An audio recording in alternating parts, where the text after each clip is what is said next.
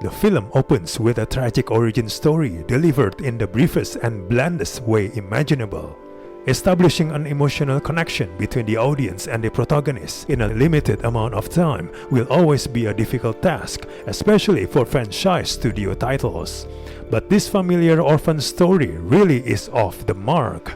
This movie is a tedious franchise reboot. The setup is generic, combined with incoherent fight scenes.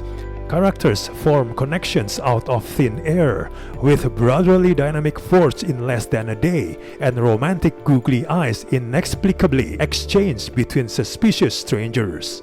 Nothing can prepare you for the jarring whiplash of the relatively grounded action film suddenly taking a turn into mystical sci-fi. What could otherwise be a relatively entertaining punch-em-up is bogged down by these inexplicable developments and mountains of exposition. The script is filled with cliches, tropes, and never-ending predictability.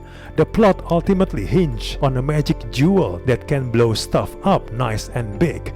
Just one illustration of how a script reliant on time-tested tropes can turn out underdone regardless. The characters are sketched with thin functional strokes, all doing and no being. Henry Golding lacks presence as the future's leading man.